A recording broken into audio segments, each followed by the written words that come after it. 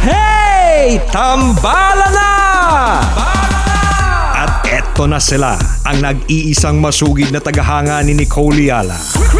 Chris Chuper!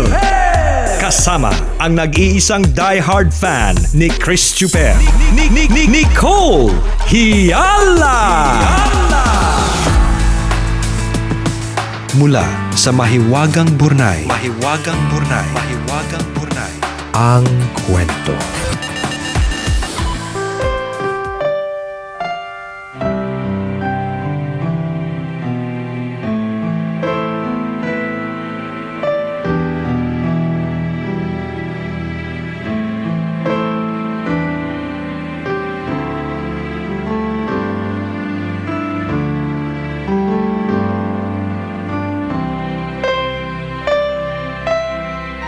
Fourth year high school nung una kitang makilala. Bagong lipat lang ako sa eskwelahang pinapasukan natin. Wala pa akong kakilala. Malimit ako mag-isa sa unang linggo ng klase. Sa dami nating magkakaklase, ikaw ang madalas na bumabati sa akin sa araw-araw. Hoy kalbo! Hoy kalbo! Yan ang madalas mong sinasabi sa tuwing nakikita ako sa umaga. At dahil dyan, labis kitang kinagiliwan. Lumipas ang ilang linggo at naging komportable na ako sa classroom. Lumabas na din ang aking kakulitan. Hindi din naglaon ay umusbong ang paghanga ko sa'yo.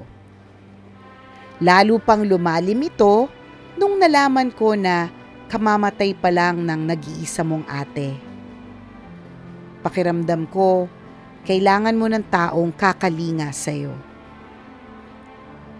Hindi naging mahirap para sa akin ang mabuo ang pagmamahal na nararamdaman ko para sa'yo. Bukod sa pagiging maganda na, isa ka pa sa matatalino sa eskwela. Higit sa lahat, wala kang arte, maharot at napakakalog mo. Subalit ang pakikipagsalamuha mo sa akin ay bigla ding nagbago nang asarin na tayo ng ating mga kaklase. Sinimulan mo na akong iwasan.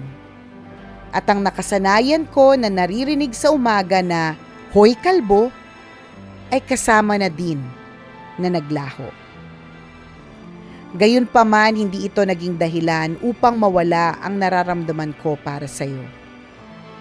Sa mga pag-iwas mo, mas lalo kong naramdaman ang kahalagahan mo. Umabot pa sa puntong nagdesisyon akong kumalas sa varsity team ng school dahil hindi ko kayang hindi ka makita ni isang araw man lang. Ikaw ang naging dahilan kung bakit lagi akong ganadong pumasok sa school. Pero madalas mo naman akong pinagsiselos sa mga crush mo sa school. Gano'n na lang ang himutok ko sa crush mo at hindi ko naiwasang saktan siya sa intramurals na siya namang sobrang kinagalit mo.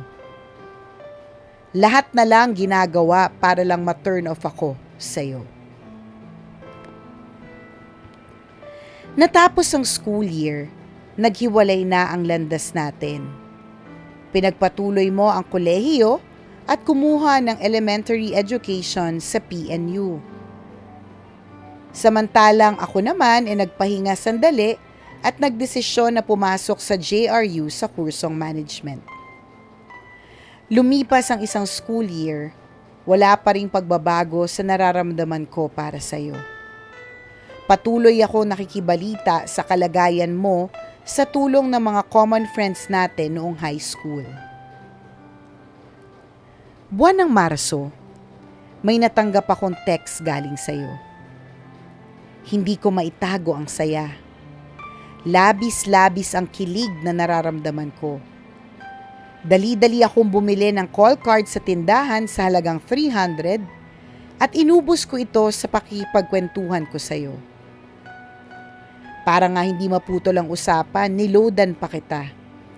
Hindi pa kasi noon uso ang only text. Napagkasunduan natin na subukang pumasok sa relasyon. Hindi ko akalain na pag-aaralan mo lang akong mahalin. Pasukan buwan ng June nang magkita tayong muli.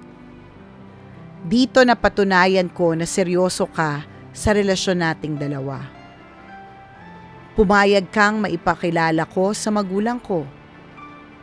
Pero ikaw, hindi ka pa handa na ipakilala ako sa magulang mo. Inunawa ko ito dahil nag-iisa ka na lang na anak at nais nilang tapusin mo muna ang pag-aaral mo. Ang inakala kong hindi magtatagal na relasyon ay lalong lumago. Ikaw ang naging una at ako din ang sayo. Dahil dito, ang pagmamahalan natin ay umabot ng 1 taon, 2 taon, 3 taon, hanggang sa graduate ka na at nakapagtrabaho bilang guro. Ako'y nag-aaral pa din sa panahon na yon. Umabot tayo sa 4 na taon ng relasyon natin. Dito nagsimula ang hindi magandang timpla nating dalawa. Nagsimula ka ng mawalan ng gana, nagsimula ka ng manlamig.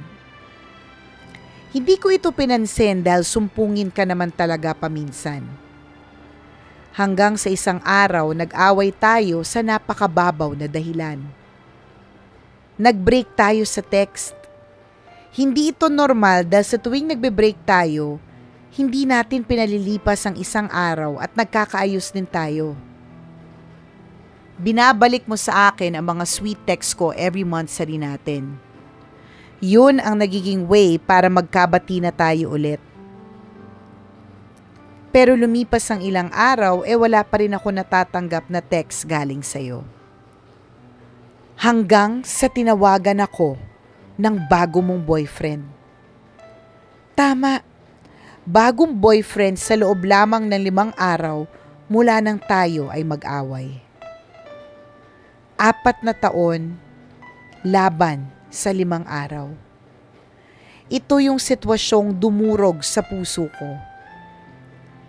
Ilang taon kitang iniyakan. Ilang taon kong dinala ang sakit dito sa puso ko. At dahil sa sobrang mahal kita, hinayaan na lang kita kahit katumbas nito ay ang araw-araw kong pagdurusa. Ano ba naman ang laban ko sa isang engineer? At ako, hindi pa tapos ang pag-aaral sa mga panahon na yon. Pilit kong pinapasok sa isipan ko na matutupad na ang mga pangarap mo. Yun nga lang, sa piling ng ibang tao. Minsan napasilip ako sa FB mo. Masaya ka na. Nakakapagturo ka na sa Dubai kung saan engineer ang partner mo. May 2 anak ka na at labis ang saya. Ako din naman may sarili ng pamilya. May 2 gwapo at magandang anak na talagang labis kong mahal. Nagsusumikap akong itaguyod ang pamilya. Nakakaramdam ng hirap at pagsubok sa buhay, pero masaya dahil alam kong sa kabila ng problema, hindi ako pinag-iisipang iwan ng asawa ko. Gayunpaman, umaasa ako na balang araw ay pahihintulutan tayo ng tadhana na magkita.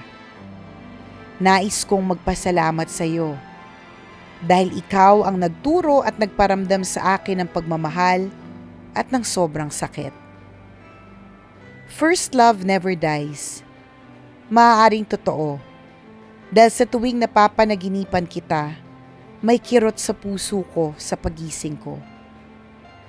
Pero sigurado ako na ang pagmamahal na ito ay hindi kayang magtulak sa atin na ipagpalit ang kasalukuyan nating minamahal.